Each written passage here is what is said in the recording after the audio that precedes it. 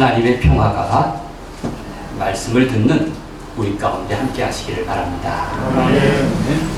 오늘은 부활절 6째 주일입니다. 세계교회의 전통 방식으로 주님의 부활을 축하하겠습니다. 주님은 부활하셨습니다. 주님은 정말 부활하셨습니다. 지난주 목요일 저녁에 명동 성당 앞에서 열린 고난 함께 거리 기도회에 참석했습니다. 그곳은 평소 중국인 관광객으로 가득한 곳인데 코로나19로 인해 영업 제한이 풀렸음에도 아직은 한산한 편이었습니다. 거리 기도회가 열린 곳은 가톨릭 센터 건너편 수녀원 성물방 2층 건물 앞이었습니다. 잘 이해가 안 가시면 한 번씩 가보시길 바랍니다. 그곳을 명동 2지구 재개발 구역이라고 불렀습니다. 지금은 성당 구역 안으로 이전한 옛 성물방의 2층 건물에는 여전히 가게 9이 새들어 있었습니다.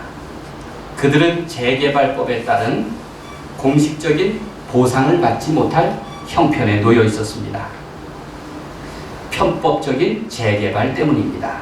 이주비와 권리금도 없습니다. 몇 년째 명도 소송 등 재판이 진행 중에 있었습니다. 9가게 주인들이 모두 거리 기도회에 주인인 양 참여를 했습니다. 다 영세한 세입자들이니 그만큼 절박한 심정이고 누군가 편들어주는 일에 고마워했습니다. 가게 주인들이 모두 그리스도인은 아니겠지만 정성껏 예배에 참석하는 모습이 귀했습니다. 그들에게는 간절한 기도였을 것입니다. 거리 기도회에서 설교하는 일은 참 어렵습니다. 잘 마련된 예배 공간에서 들을 귀가 있는 여러분 앞에서 하는 설교와는 정말 다릅니다. 거리에서 설교를 하면 지나가는 사람들이 기웃거리며 구경을 합니다. 그래서 좀 얼굴이 두꺼워야 합니다. 아마 존 웨슬리도 야외 설교를 하면서 처음에는 부끄러워하지 않았을까 하는 생각이 듭니다. 그런 생각을 하면서 다소 위안을 삼았습니다. 오늘은 존 웨슬리 회심 기념 주일입니다. 본문은 유명한 베데스다 연못을 배경으로 하고 있습니다. 오늘의 베데스다라 이름을 붙이니 마치 거리 기도회 풍경처럼 느껴집니다. 2절 말씀을 함께 읽을까요? 예루살렘에 있는 시작 예루살렘에 있는 양문 곁에 히브리 말로 베데스다라 하는 못이 있는데 거기 행각 5이 있고 연못 주위에는 많은 병자들이 몰려 있었습니다. 선천성 장애인도 있고 아예 거동이 불편한 중증 환자와 각종 병자가 섞여 있었습니다. 그 베데스다 연못가에 사람들이 몰려 있는 이유가 있었습니다. 전설에 따르면 가끔 천사가 연못에 내려와서 물을 휘저었는데 물이 움직인 후에 가장 먼저 들어가면 어떤 병에 걸렸든지 낫게 되리라는 믿음 때문이었습니다. 한마디로 선착순입니다. 정상인에게는 미신 같은 이야기지만 당사자들에게는 간절한 이야기입니다. 그러니 고통받는 당사자가 아니면 굳이 이러니 저러니 함부로 말할 일은 아닙니다. 이런 기적을 바라기에 베데스다 연못가에는 수많은 병자들이 진을 치고 살았던 것입니다. 3절 말씀을 읽겠습니다. 그 안에 시작 그 안에 많은 병자, 맹인, 다리 저는 사람, 혈기 많은 사람들이 누워 물의 움직임을 기다리니 병자들은 연못가에서 기다리면서 그 신비한 기적을 사모했습니다. 유일무이한 대책이었기 때문입니다. 5 행각 안에 누워서 물이 움직이기를 기다리는 그들에게 현재의 장애와 차별도 고통스러운 일이었지만 당장 누구의 도움도 받을 수 없는 처지는 아주 고통스러운 일이었습니다. 가장 큰 고통은 비슷한 처지의 사람들끼리 서로가 서로에게 경쟁자라는 사실입니다. 모두 어슷 비슷한 상태처럼 보이지만 그 중에서 가장 경쟁력이 없는 사람이 눈에 띄입니다. 5절에 이렇게 기록하고 있습니다. 거기 38해 된 병자가 있더라. 거기 38해 된 병자가 있었습니다. 38년 된 병자는 오랜 세월 동안 베데스다, 곧 은혜의 집에 머물면서 아무런 도움을 받지 못한 채 그저 비참한 상태에 있었습니다. 38년 동안 긴 세월 걷지도 못하고 자리에 누웠던 병자의 상태를 한번 생각해 보십시오. 그 긴 세월을 어떻게 보냈을까요? 누가 그를 이 연못가에 데려왔을까요? 누가 그를 하루하루 먹였을까요? 순간순간 기적에 의지해야만 살아갈 수밖에 없는 인생이었습니다. 베데스다는 은혜의 집이라는 뜻입니다. 은혜의 집. 그곳을 찾아오신 예수님은 많은 병자들 중에 특별히 38년 된 그 비참한 처지를 한눈에 보셨습니다. 그리고 연민하셨습니다. 긍휼히 여기셨습니다. 이렇게 말씀하십니다. 6절에 예수께서 그 누운 것을 보시고, 시작. 예수께서 그 누운 것을 보시고 병이 벌써 오래된 줄 아시고 이르시되 네가 낫고자 하느냐. 네가 낫고자 하느냐. 애초부터 그에게는 치료란 꿈도 꿀 수 없는 일이었습니다. 몸을 제대로 움직이지 못했기에 행여 가장 먼저 못의 움직임을 느꼈다고 해도 누구보다 먼저 못으로 내려가서 몸을 담그는 일은 애초에 불가능했습니다. 예수님의 물음에 38년 된 병자는 하소연합니다. 낫는 것은 두 번째 일입니다. 도무지 경쟁에조차 낄 수가 없습니다. 그에게는 개인의 능력, 경쟁의 원칙, 즉 베데스다의 질서보다는 새로운 질서, 새로운 방식이 요청되었던 것입니다. 그것이 무엇입니까? 바로 은혜의 방식입니다. 오늘 말씀은 구원을 갈망하는 구체적인 현실에 대한 예수님의 응답을 담고 있습니다. 다름 아닌 38년 된 병자를 고치신 표적을 통해서입니다. 아마 38년 된 병자에게 기회란 평생 찾아오지 않을 것입니다. 스스로 움직일 수 없는 그에게 어떻게 기대가 있을 수 있겠습니까? 그때 예수님이 찾아오신 것입니다. 예수님과 만남 그 자체가 은혜였습니다. 예수님은 38년 된 병자의 하소연을 들어주셨습니다. 그가 대답했습니다. 주여, 물이 움직일 때에 나를 못에 넣어주는 사람이 없어. 내가 가는 동안에 다른 사람이 먼저 내려가나이다. 베데스다의 치유 사건을 기록한 요한복음은 예수님은 초자연적인 능력을 행하시는 하나님의 아들, 하나님의 아들이심을 증거합니다. 병자 치유는 바로 메시아 예언의 실현이었습니다. 마태복음 8장 17절에 이렇게 기록합니다. 이는 선지자 이사야를 통하여 하신 말씀에 우리의 연약함을 친히 담당하시고 병을 짊어지셨다 함을 이루려 하시니라. 이렇게 메시아의 예언의 실현이라 하는 것을 증언하고 있습니다. 예수님의 3대 사역이 무엇입니까? 우리가 그물짜기에서 노래하듯 배웠습니다. 마태복음 4장 23절에 가르치시며 전파하시며 고치시니. 하나님의 말씀을 가르치시고 천국 복음을 전파하시며 연약하고 불쌍한 사람들의 질병을 고치셨다고 했습니다. 예수 그리스도는 구체적인 한 인간의 고통을 치료하는 의사였습니다. 동시에 병든 세상을 고치신 위대한 의사였습니다.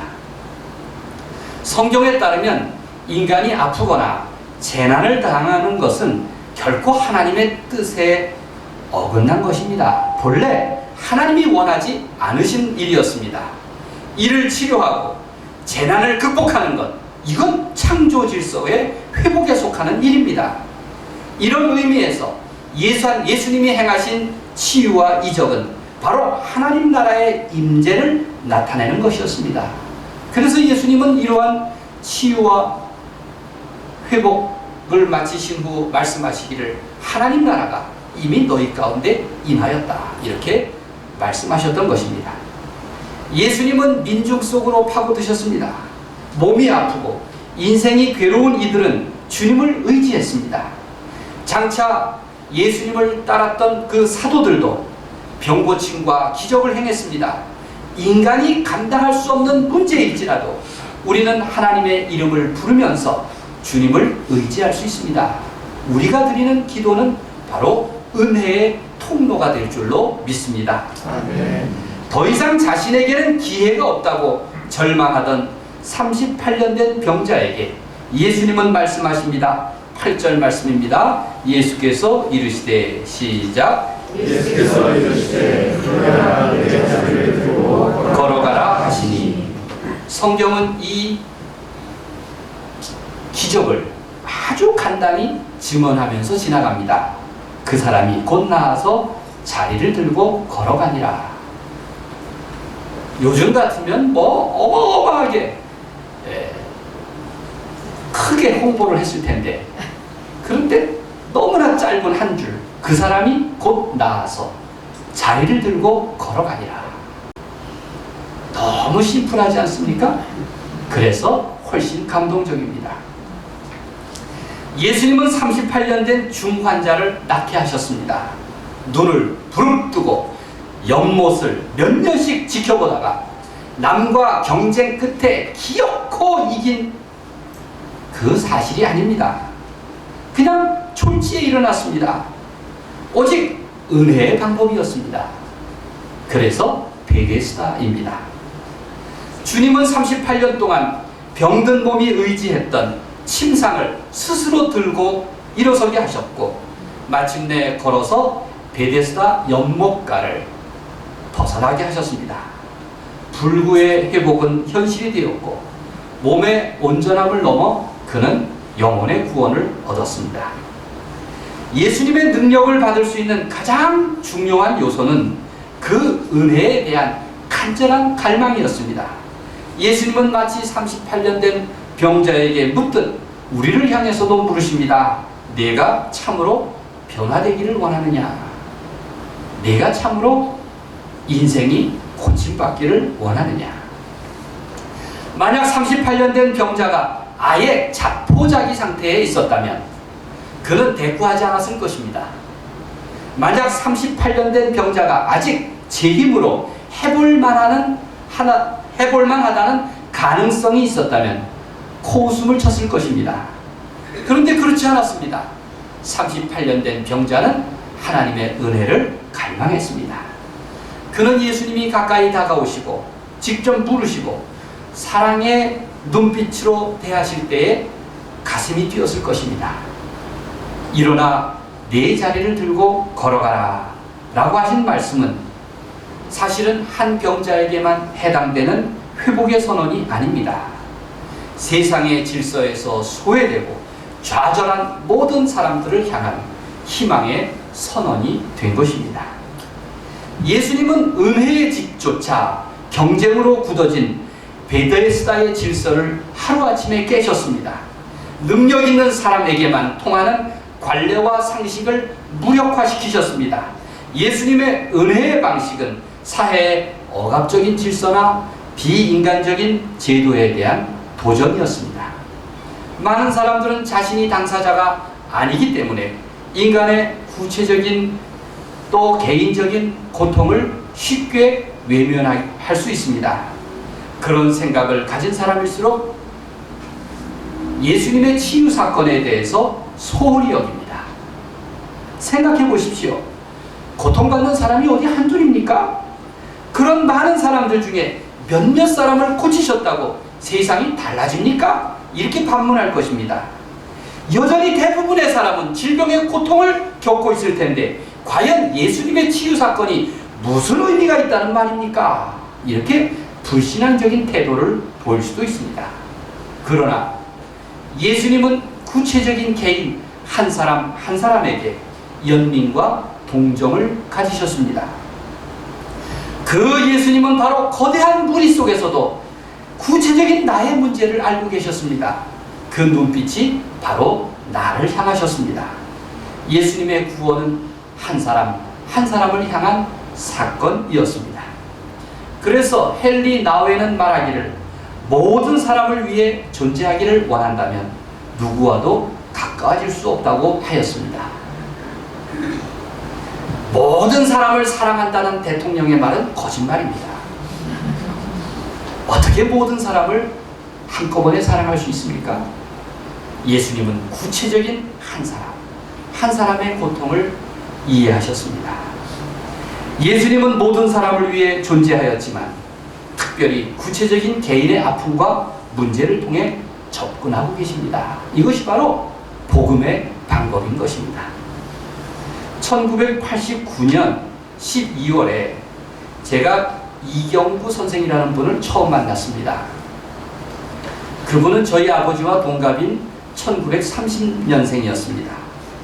그분이 성탄절을 앞두고 감신대 강당에서 열린 고난 모임 후원 공연에 구경 왔다가 처음 인사를 나누었습니다. 얼마 후에 다시 만나 식사를 했습니다. 두 번째 만났을 때 자신을 소개하면서 자기는 38년 동안 분단의 감옥에 있었다고 했습니다. 충남 공주가 고향인데 한국 전쟁의 의용군으로 나갔다가 1952년 지리산 근처에서 체포되었다고 했습니다. 이른바 사상범으로 평생 징역을 살 것입니다. 언뜻 38년이라는 말을 듣자마자 제가 떠올린 것은 바로 요한복음 5장 베데스다 연못이었습니다. 어떻게 38년일까? 제가 고난함께 소식지 15호에 이렇게 글을 썼습니다. 이경구 선생, 아마 사도 요한이 현대판 복음서를 다시 쓴다면 5장 1절에서 9절쯤에 꼭 등장할 만한 분입니다. 베데스다 연못과 수많은 병자들 틈에 38년이나 된 불구의 몸으로 누워 고침받기를 기다렸던 불운한 인물. 그 주인공이 지난해 6월 무려 38년간 긴 감옥살이를 마치고 사회에 복귀했습니다. 요를 들고 일어나라는 예수 그리스도의 해방의 선언 대신 사회안전법이란 올가미를 계속 뒤집어 쓴 채 이렇게 시작됩니다. 이경구 선생은 우리 사회에 적응하려고 애를 많이 썼습니다. 한 번은 여러 직업을 전전한 끝에 월간 말이란 잡지에 영업직 사원으로 취직했습니다. 저한테 목사님, 제가 월간 말 영업직 사원이 됐어요 라고 얘기하는데 기가 막히더라고요. 아니 38년 동안 감옥에 있었던 양반이 세상에 아는 사람도 없는데 어떻게 영업이 가능하겠습니까? 남에게 부탁할 요령도 조금도 없는 분이고 배짱도 없는 분이었습니다. 그래서 저는 그분의 영업을 도우며 참 구독자를 늘리는 일에 동참했던 일이 있습니다. 아마 지금쯤이라면 여러분 많은 분들이 월간 말지의 독자가 되셨을 텐데 유감스럽게도 이 잡지는 망했습니다. 38년 된 병자의 구원 이야기는 과거의 이야기가 아닙니다. 아픔과 고통이 있는 곳이라면 오늘도 계속됩니다. 우리 민족의 경우 38년을 넘어서 해방 후 77년 동안 알아온 중병이고 고통의 흔적이고 모든 사람에게 트라우마가 되었습니다. 이를 가리켜서 38선이라는 상징적 언어로 부르면 묻 고통이 두루 다 통하고 있습니다.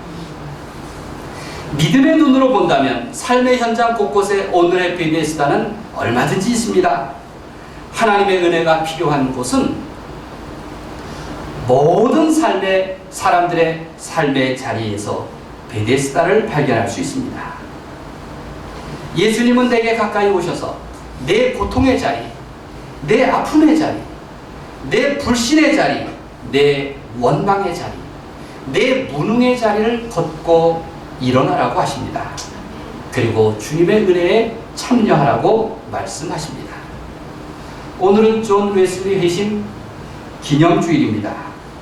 회심 이전의 웨슬리와 회심 이후의 웨슬리는 달랐습니다.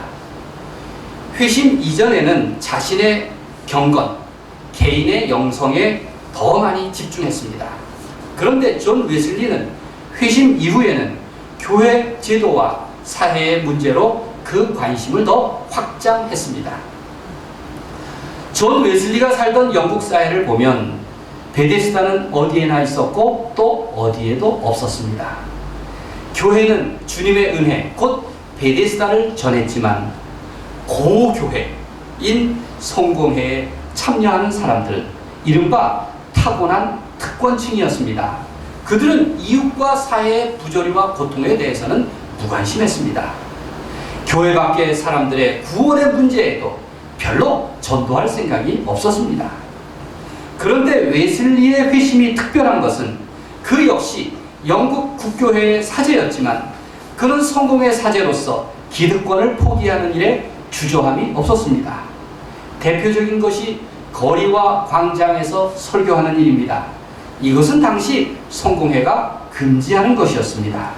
그럼에도 존 웨슬리는 성령의 감동으로 광장과 광산과 감옥에서 복음을 전하며 설교했습니다.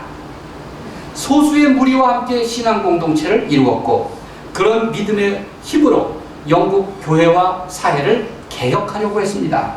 그것이 감리교회입니다. 이렇듯 감리교 신도회는 거룩한 생활을 강조하면서 동시에 사회 악을 없애는 데 헌신했습니다. 어린이 노동법, 노예 교환을 폐지시켰고 가난한 사람들의 처우 개선에 앞장섰습니다. 그 결과 존 웨슬리는 트러블 메이커가 되었습니다. 신분이 높은 고교회인 성공회를 떠날 수밖에 없었습니다. 그러나 평화를 증거하는 하나님의 자녀요 백성으로 지금껏 존경과 사랑을 받는 신앙의 미인이 되었습니다. 우리가 오늘 존 웨슬리 회심을 기념하고 있지 않습니까? 웨슬리는 성공회라는 제도를 떠났지만 복음 안에 영원히 남게 된 것입니다. 오늘의 베데스다는 세상 어디에도 있고 또 어디에도 없습니다. 하나님의 은혜를 찾고 구하고 두드리는 사람에게는 어디든 베데스다이지만 불신과 원망에 갇혀 있다면 베데스다는 존재하지 않을 것입니다. 지금도 예수님의 방법은 가장 긴급하고 기묘합니다. 기다리기보다 찾아가십니다. 세상의 관행에 기대기보다 하나님의 방법을 내세우는 것입니다. 그것이 바로 자비와 은혜의 방식인 것입니다. 하나님께서 내 삶에도 베데스다를 허락하시고 주님의 자비와 사랑으로 세상과 소통하는 그리스도인이요 또 주님의 교회가 되기를 예수님의 이름으로 간절히 축원드립니다. 아멘. 기도하겠습니다.